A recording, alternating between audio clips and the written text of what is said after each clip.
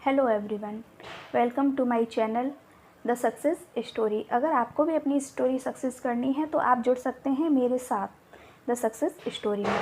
तो आपका सीटेट का एग्ज़ाम है और लैंग्वेज आपकी कोई भी हो, पेपर आपका कोई भी हो, ये जो टॉपिक मैं लेकर आई हूँ ये दोनों पेपर के लिए हैं, पेपर फर्स्ट के लिए भी और पेपर सेकंड के लिए भी।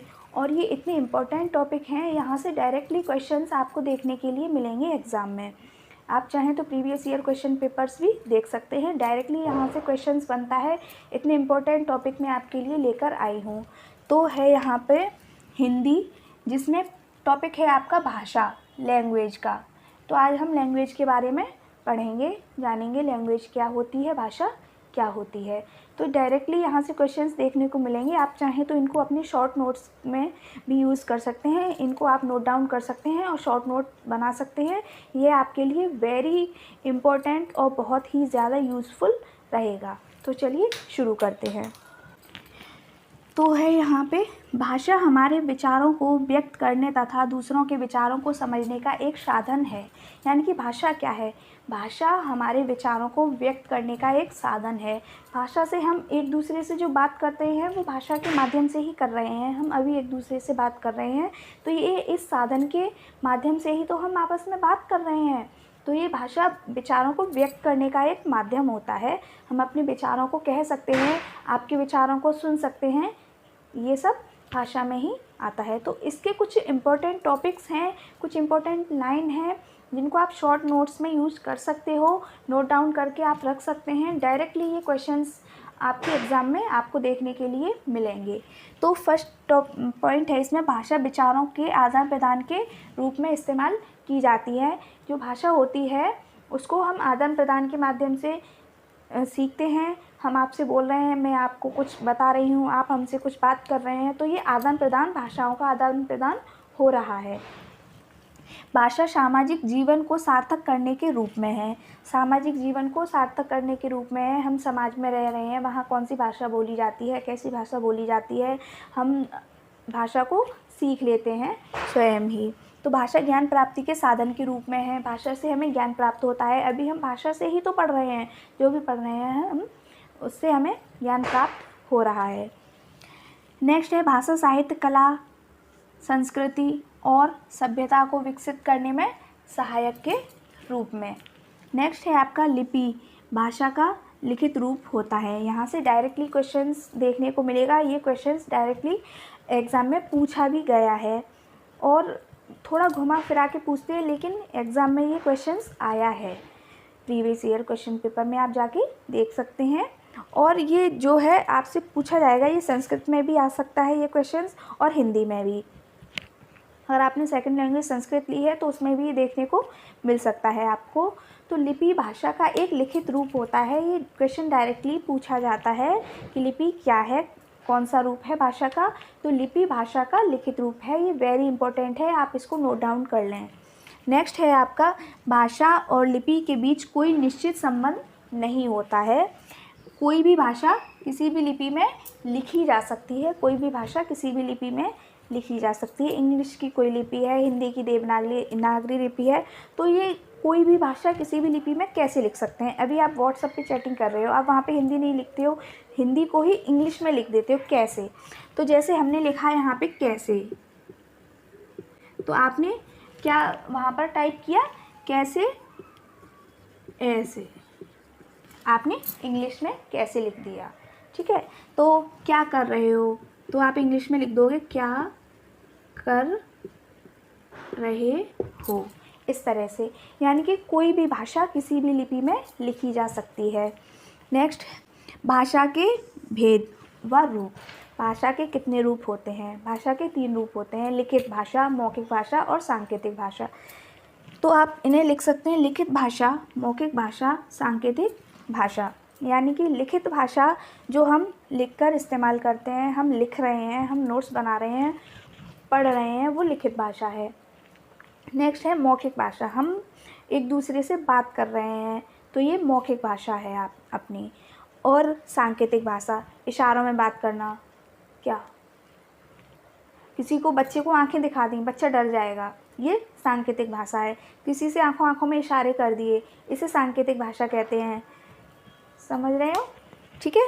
तो यानी कि भाषाओं के 3 रूप होते हैं, मौखिक भाषा, लिखित भाषा और सांकेतिक भाषा। तो इसमें आप इम्पोर्टेंट बात मैं ये बताना चाहती हूँ आपको कि लिखित भाषा मौखिक भाषा की तुलना में अधिक स्थायी होती है। कैसे? हमने अभी बोल दिया कुछ भी, तो उसका कोई भरोसा नहीं है। जो हमारी मौखिक भाषा है, हमने अभी कुछ बोला, कल किसी ने कह दिया कि नहीं हमने ऐसे नहीं बोला, तो ये मौखिक भाषा का कोई भरोसा नहीं है। लिखित भाषा का क्या होता है कि हमने पेपर पे लिख दिया है, किसी की प्रॉपर्टी पे जैसे साइन कर दिया कि ये प्रॉपर्टी तुम्हारे नाम हो गई, तो ये लिखित भाषा हो गई। ये लिख के दिया है हमने, ठीक है, मैंने लिख दिया है इस पर, अब ये लिखित भाषा हो गई, ये बात प्रूफ हो गई। तो लिखित भाषा, मौखिक भाषा का क्या है, अभी बोल दिया, दूसरे समय दूसरे टाइम में बदल दिया कि नहीं मैंने ऐसे नहीं बोला, तो मौखिक भाषा का कोई भरोसा नहीं होता है। लिखित भाषा ज़्यादा स्थायी होती है मौखिक भाषा की अपेक्षा। नेक्स्ट है भाषा अर्जन। भाषा अर्जन क्या होता है? भाषा अर्जन क्या है? भाषा अर्जन, हम जो भाषा अर्जित कर सकते हैं समाज से, पर्यावरण से, हम भाषा अर्जित कर रहे हैं। भाषा अर्जन क्या होता है? हम जिस भाषा को अर्जित कर लेते हैं बिना किसी मेहनत के, बिना किसी प्रयास के, हम उसको अर्जित कर लेते हैं। जैसे जैसे बच्चा जब जन्म लेता है तो हम उससे इस तरीके से बात करते हैं जैसे उसे ये सब भाषाएं आती हों। वो चाहे भाषा नहीं समझ रहा हो, उसे नहीं आती हैं भाषाएं, लेकिन हाँ बच्चा क्या कर रहा है, खेल रहा है, ये मम्मी है, ये पापा हैं, ये दादी हैं, ये दादा हैं, ये चाचू हैं, ये बुआ हैं।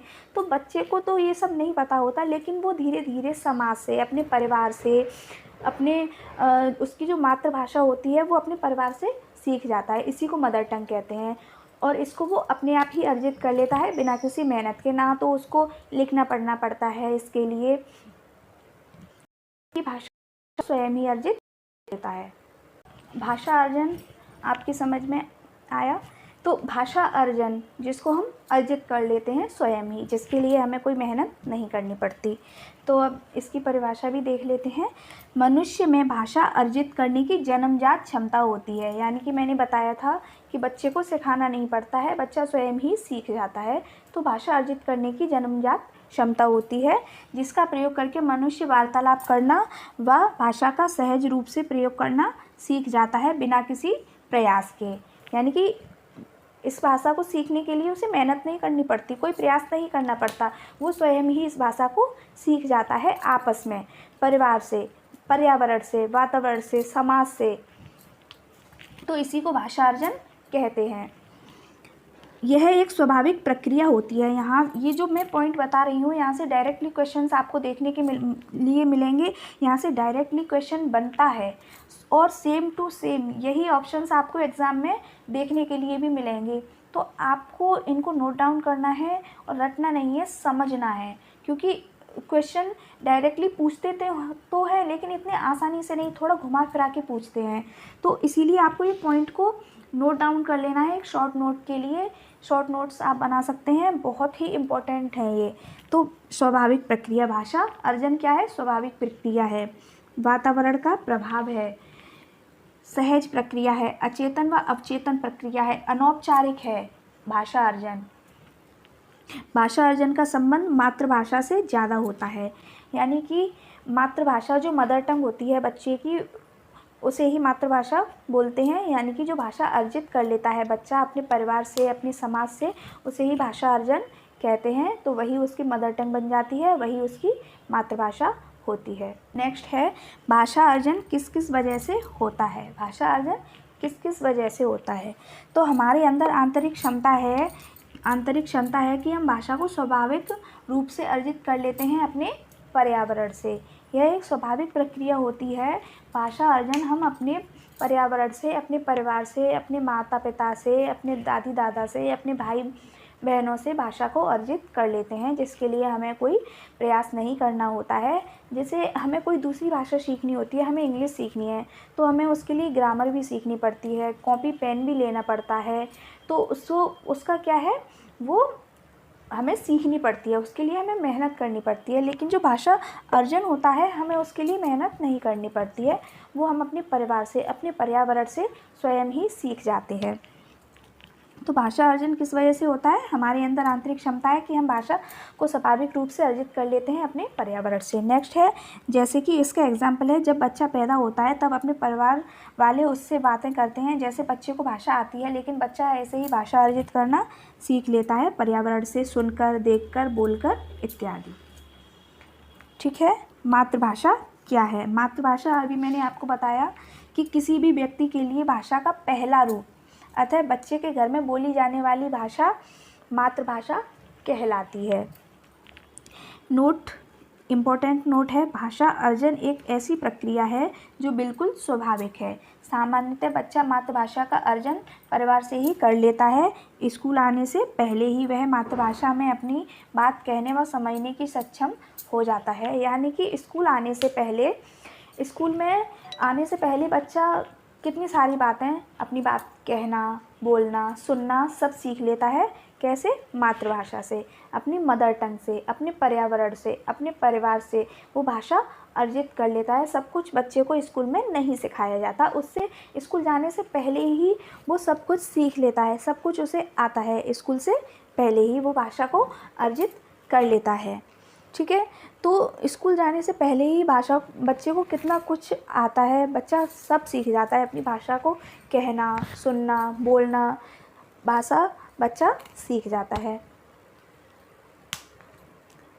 तो मिलते हैं नेक्स्ट वीडियो में नेक्स्ट टॉपिक के साथ। अगर वीडियो आपको अच्छी लगी हो तो प्लीज़ सब्सक्राइब करें, वीडियो को लाइक शेयर ज़रूर करें, और मिलते हैं नेक्स्ट वीडियो में।